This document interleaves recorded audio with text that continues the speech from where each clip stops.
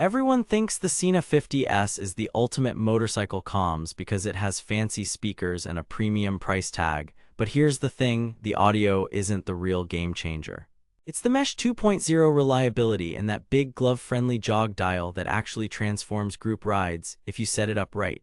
When I tested it across 6 weeks and about 1,200 miles, city, canyons, and 2 rainy highway runs, what surprised me wasn't the volume or the bass.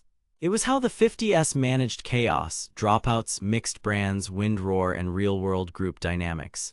And yeah, there are a few quirks that could make or break it for you. Let's dig in.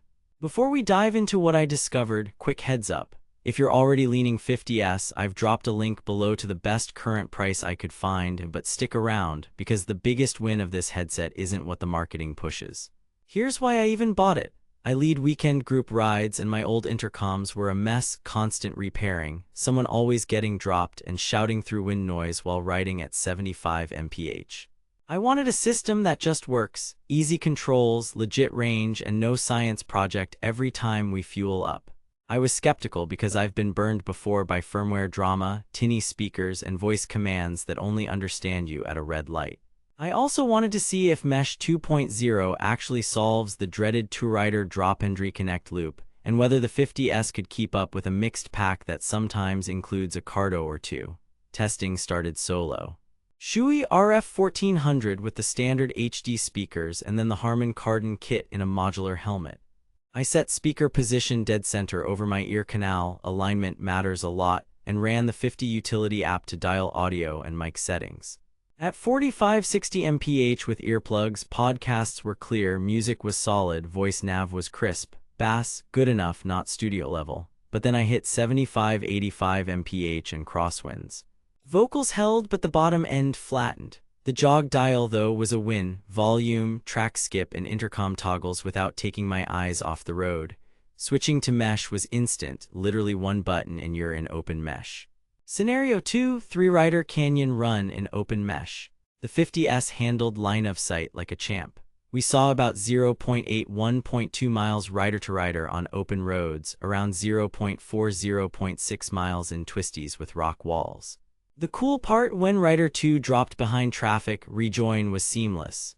No fiddling. But then we tried group mesh, closed group for privacy, and setup took a minute, not hard, just more steps.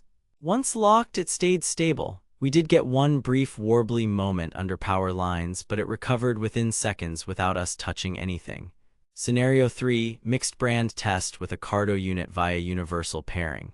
It worked, but here's where things get interesting. Audio mix was flatter, handoff lag increased, and the non-Sena rider reported lower volume. Usable for short rides, not ideal for all-day group chat. If your group is split brands, mesh isn't magic across ecosystems. Scenario 4, battery and durability. I got around 12-13 hours of Bluetooth intercom music mix and roughly 8-9 hours on mesh-heavy days. The fast charge is legit. About 20 minutes gave me enough juice for a couple more hours of mesh or most of a commute day on Bluetooth intercom. Rain test, 2 hours in steady drizzle, no issues. The included Wi-Fi charging adapter made firmware updates painless. Plug in, let it update while you gear up. That's a big deal because firmware has historically made or broken Sena units. Voice commands felt 80-85% reliable below 60 mph, but at highway speeds with a noisy helmet, success dropped. I mostly used the jog dial. Speakers improve a lot with precise placement, off by 2-3 and you'll swear they're weak. Mic noise gating was solid up to about 70 mph in a full-face helmet. In a modular with the boom mic and the chin bar open, your buddies will hear the wind. FM radio works, but I still prefer streaming. Here's the surprise, the real value of the 50S isn't the speaker brand name or even the raw range. It's the way Mesh 2.0 auto-heals the group. I spent hours trying to break it, staggered formation, lane splits, tunnels, and a rider peeling off and rejoining after fuel, and the 50S kept conversations intact without that dreaded repair ritual. That single button to enter open mesh is a game changer on hectic meetup mornings. Compared to older Bluetooth-only headsets, the difference is night and day, versus alternatives. Cardo's latest units still edge out Sena for out-of-the-box sound if you're an audiophile, and their noise filtering at very high speeds is impressive. But for glove-friendly control, simple mesh entry, and auto-rejoin group stability, the 50S earns its keep.